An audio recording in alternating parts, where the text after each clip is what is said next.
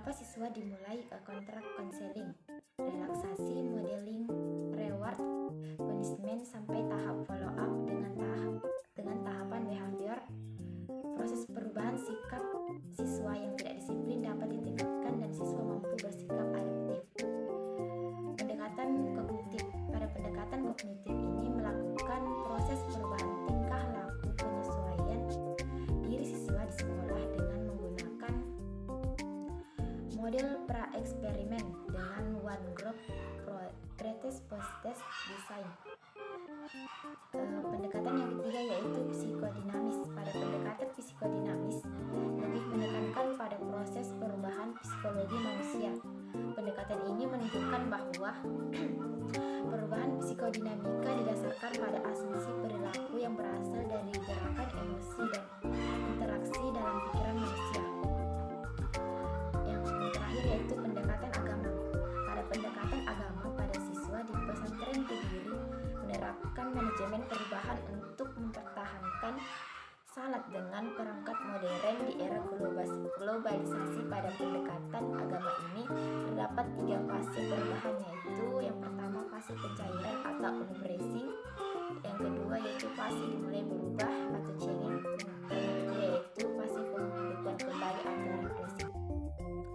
Pembahasan yang kedua yaitu langkah dalam proses manajemen perubahan. Yang pertama, identifikasi peluang dari hasil perubahan. Dalam mengidentifikasi peluang agar menghasilkan suatu perubahan, dibutuhkan tahapan yang tepat, yaitu dengan decide, prepare, launch, dan expand. Dan yang kedua yaitu memperkuat koalisi. Koalisi perubahan tercipta untuk persatuan yang solid, yaitu agar membangun koalisi atau kelompok kerja dalam meyakinkan orang-orang bahwa perubahan diperlukan kepemimpinan yang kuat dan didukung oleh orang penting dalam perusahaan untuk melakukan perubahan. Yang ketiga yaitu menciptakan visi dan strategi. Mengembangkan visi dan strategi agar orang-orang yang terlibat dalam upaya perubahan dapat mengarahkan dan memastikan bahwa perubahan tersebut dapat dijalankan dengan sebaik-baiknya sesuai dengan harapan. Yang keempat yaitu memberdayakan sumber daya yang tepat.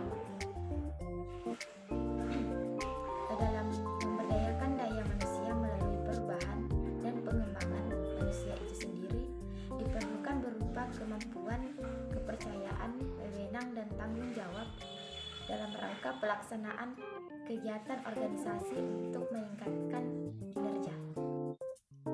Bahasan yang ketiga yaitu fungsi perencanaan pendidikan. Yang pertama yaitu sebagai pedoman bagi pelaksanaan kegiatan pembangunan pendidikan. Yang kedua sebagai alat pengendalian pelaksanaan pembangunan pendidikan. Yang ketiga sebagai alat untuk menjamin mutu pembangunan pendidikan. Yang keempat sebagai alat pencapaian tujuan pendidikan secara efektif dan efisien. Yang kelima sebagai sarana untuk menjamin kelancaran pencapaian tujuan pembangunan pendidikan. Yang keenam sebagai sarana untuk memperjelas visi, misi, dan strategi pembangunan pendidikan. Yang ketujuh sebagai alat yang logis dan sistematis untuk mengubah sistem pendidikan ke arah yang lebih baik. Pembahasan yang berikutnya yaitu jenis masalah dalam pengembangan organisasi. Yang pertama, koordinasi untuk pimpinan. Koordinasi yang buruk dapat mengarah pada komunikasi yang buruk pula. Komunikasi yang buruk antara pimpinan tersebut dalam sebuah program dapat berakibat pada program-program selanjutnya. Maka seringkali terjadi salah sangka dan salah paham. Yang kedua yaitu koordinasi dalam program kerja. Permasalahan ini bahkan terkadang muncul sebuah organisasi yang sudah mapan dan memiliki pengalaman. Jika tidak ada koordinasi antar anggota organisasi, maka seringkali menyebabkan kesalahpahaman yang tentunya dapat menyebabkan kacaunya terlaksananya sebuah program. Yang ketiga yaitu peranan konflik.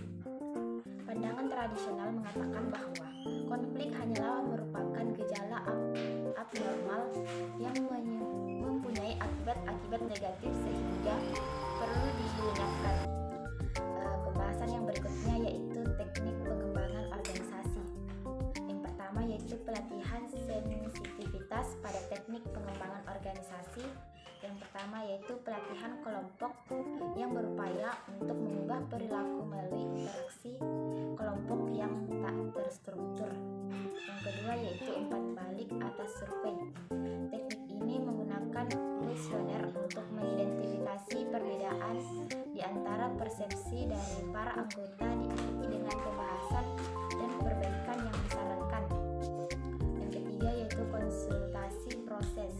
Pada teknik ini melakukan suatu pertemuan, seorang konsultan akan membantu klien dalam memahami proses peristiwa dengan siapa harus berurusan dan mengidentifikasi proses yang memerlukan perbaikan.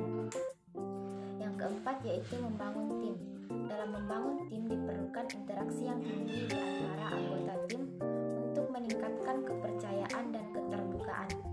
Yang kelima yaitu pengembangan antar kelompok. Pada teknik pengembangan antar kelompok ini berupaya untuk mengembangkan organisasi, mengubah tingkah laku dan persepsi yang dimiliki kelompok satu sama lain. Yang keenam yaitu pertanyaan apresiatif. Pada teknik ini melakukan suatu pendekatan yang berupaya untuk mengidentifikasi kualitas yang unik dan kekuatan yang istimewa dari organisasi yang kemudian dapat dibangun untuk meningkatkan kinerja. Pembahasan yang selanjutnya yaitu tahapan dalam pengembangan organisasi. Yang pertama yaitu pembentukan tim. Tahap ini melibatkan atau membuat anggota tim saling mengenal dengan tujuan bersama. Yang kedua yaitu brainstorming. Tahap brainstorming ini dimulai setelah tim berhasil dibentuk dengan melibatkan sesi tukar pendapat untuk memutuskan aturan, etika, pendelegasian tugas, hierarki, tanggung jawab, tujuan dan jadwal kriteria untuk evaluasi dan sistem penghargaan. Yang ketiga yaitu penyelarasan. Tahap ini adalah fitur utama kohesi antar anggota tim agar anggota tim mau mendengarkan dan menerima satu sama lain, menyamakan persepsi dan menyamakan ritme kerja. Yang keempat yaitu pelaksanaan. Pada tahap ini ketika tim tersebut berhasil menyelesaikan 3 tahap yang disebutkan di atas, grup tersebut mencapai tahap perform yang ditandai dengan semangat tim, persatuan dan efisiensi tinggi. Yang kelima yaitu monitor dan evaluasi. Pada tahapan ini selama proses pelaksanaan perlu diadakan proses monitor, kemudian setelahnya perlu diadakan evaluasi agar proses tujuan sudah sesuai dengan yang diharapkan serta apakah sudah terjadi perkembangan. Jika sudah maka bisa dipertahankan, tetapi jika masih kurang maka perlu diperbaiki lagi ke depannya. Pembahasan yang terakhir yaitu analisis SWOT. Yang pertama, strength atau kekuatan. Kekuatan merupakan faktor internal yang mendukung perusahaan atau lembaga dalam mencapai tujuannya. Yang kedua yaitu opportunities atau peluang. Di sini kita bisa mengambil peluang apa saja yang bisa dimanfaatkan dalam mengembangkan perusahaan atau lembaga di masa depan. Yang ketiga yaitu weakness atau kelemahan. Hal yang dipandang menjadi kelemahan sebuah organisasi atau lembaga sehingga menjadi penghalang untuk mencapai tujuan suatu organisasi atau lembaga tersebut. Yang terakhir yaitu threats atau ancaman, yaitu ancaman yang akan dihadapi oleh suatu organisasi atau lembaga yang dapat menghambat perkembangannya. Itulah tadi pembahasan materi dari saya. Kurang dan lebihnya mohon dimaafkan. Wassalamualaikum warahmatullahi wabarakatuh.